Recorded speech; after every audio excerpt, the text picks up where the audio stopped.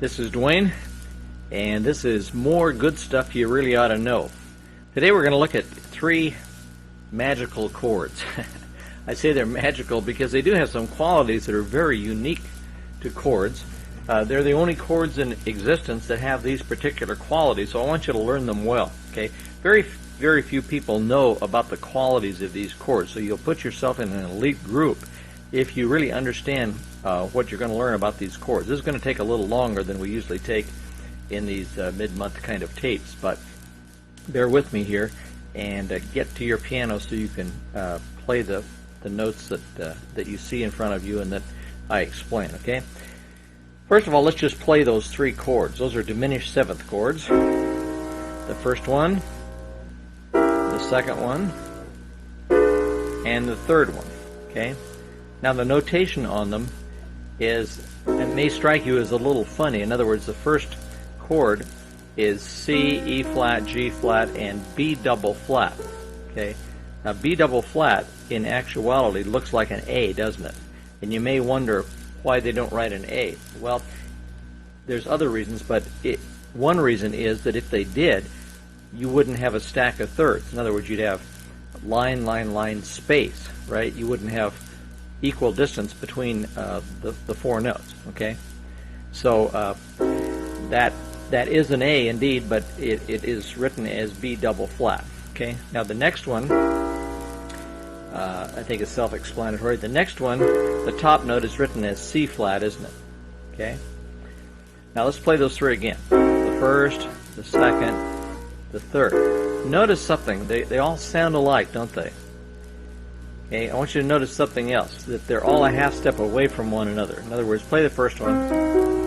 Now move each of those notes up a half step. Move C up to C sharp, and E flat up to E, and G flat up to G, and A up to B flat, or B double flat up to B flat. Okay? And then you have the next chord, don't you? Now move up another half step, and you have D, F, A flat, and C flat. Okay? So they're just a half step away from each other. You can just creep up. Okay?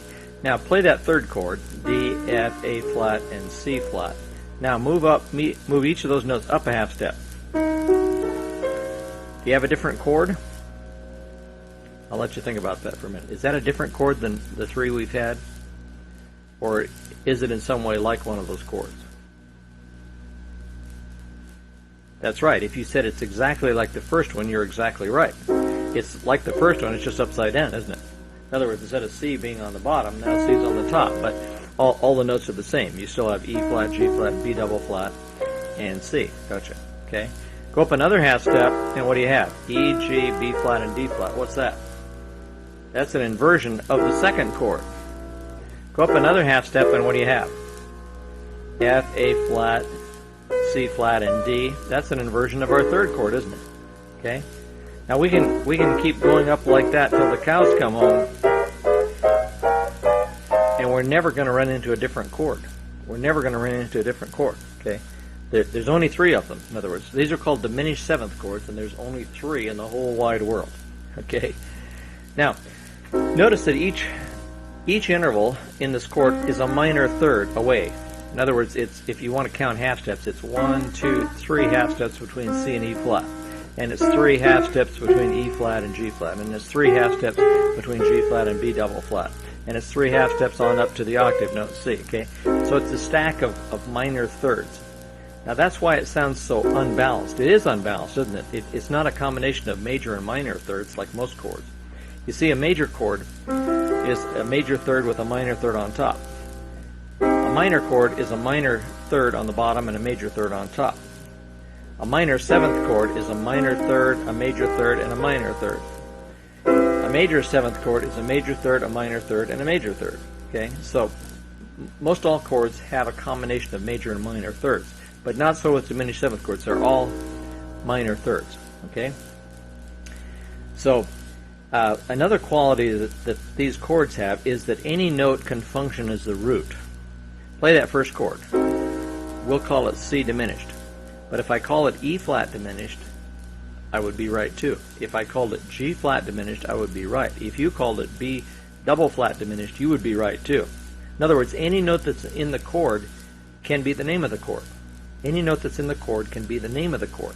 Okay, so in other words, that's E flat diminished, that's G flat diminished, that's A diminished, it's B double flat diminished, it's C diminished. Okay, go up a half step, and you have D flat diminished or C sharp diminished. You have E diminished, you have G diminished, you've got A sharp or B flat diminished. Any enharmonic name, in other words, a black key always has two names, doesn't it? A sharp or a flat. So any of those names are acceptable. Go up another half step, and you've got D diminished, F diminished, A flat or G sharp diminished, and B diminished or C flat diminished. Okay? So even though there's all kinds of names for these chords, there's only 3 different chords, and you know them, right? Da, da, da, that's it. That's all there are, no more. Okay? And like I say, if you invert them, you can just keep going forever. Okay? I don't know if you're familiar with Beethoven's Moonlight Sonata, but there's a place in there where he does that. He plays hopscotch. He takes one of these chords and he jumps over the next note in the chord, and then comes back and gets the note that he left out, and then plays hopscotch and comes back and gets the note that he left out. And he does that coming down as well.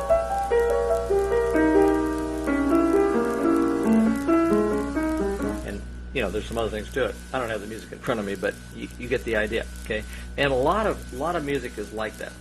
A lot of music is like that. Do you think that would help you understand the music better or read it better if you knew that?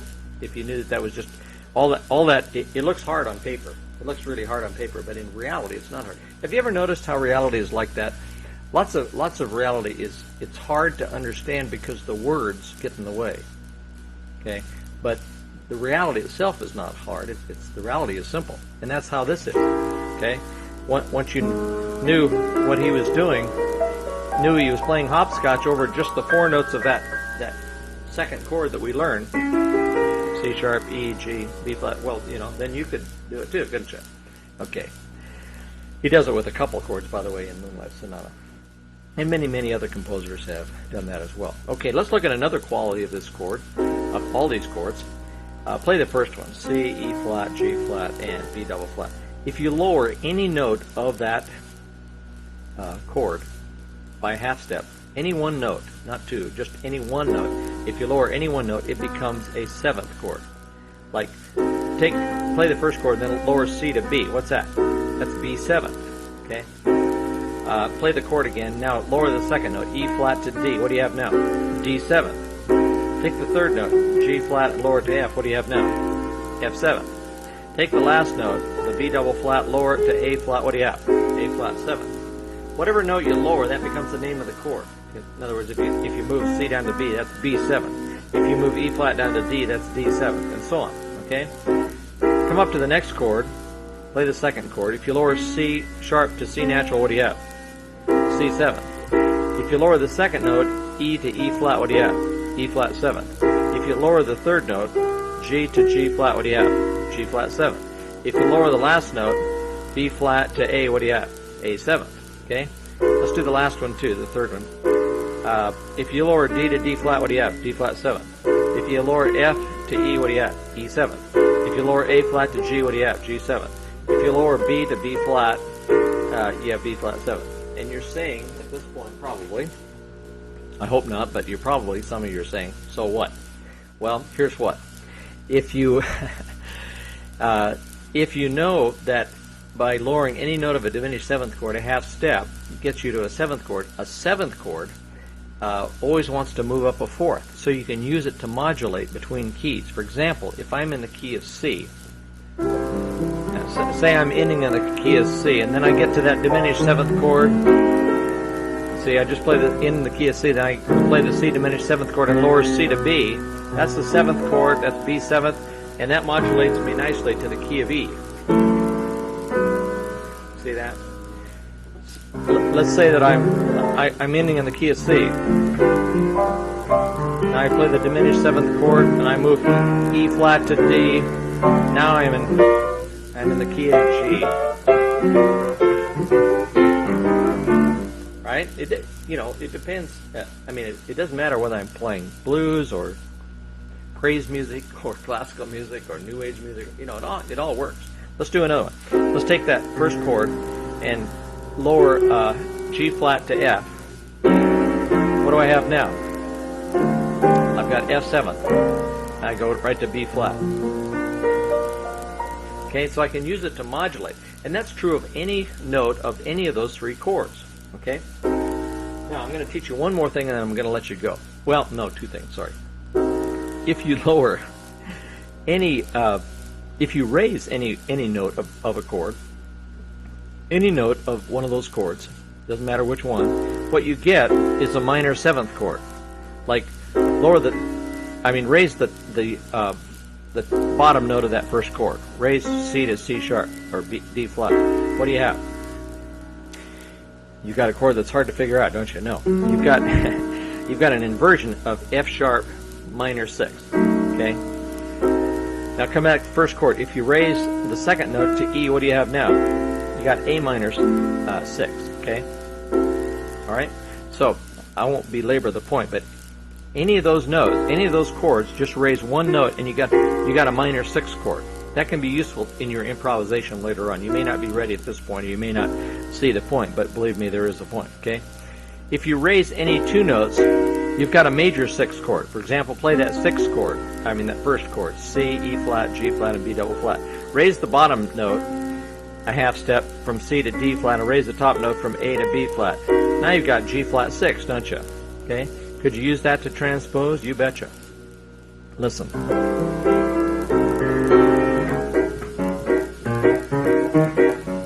Yeah, you can transpose real quickly that way, or modulate real quick. Not transpose, but you can get between keys, modulate in other words. Okay? Also, if you lower any two notes, like the top and the bottom note, what you get is a major 6 chord also. You can get a major 6 chord that way by lowering two of the notes. Okay?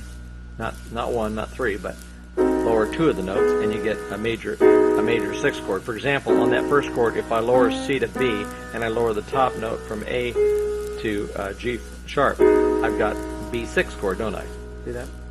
Okay, well, that'll be enough, I think, for this time. That's food for thought for probably a few years, actually, okay? Because by the time you explore all those relationships and take all those paths to all those keys and, find out how you could use a major 6 chord in what key and why, that's a lot of thinking through and that's a lot of experimenting. So I don't want to give you musical indigestion, so I think I'll stop there. But those really are magical chords that you can use to do so many different things. And also, by knowing those, when you see a stack of minor thirds in classical music or any kind of music, you'll know that is a diminished 7th chord, and it'll speed up your reading as well. How do you know they're a stack of minor thirds? You might not just by sight, but after you play the first few, if you play those chords a lot, you get the feeling. And once you've played 3 or 4, then you know what's coming, don't you? Okay, well, thanks for being with me. It's another one of those things that you really ought to know. So, see you next month as we explore more neat stuff you really ought to know. Bye-bye for now.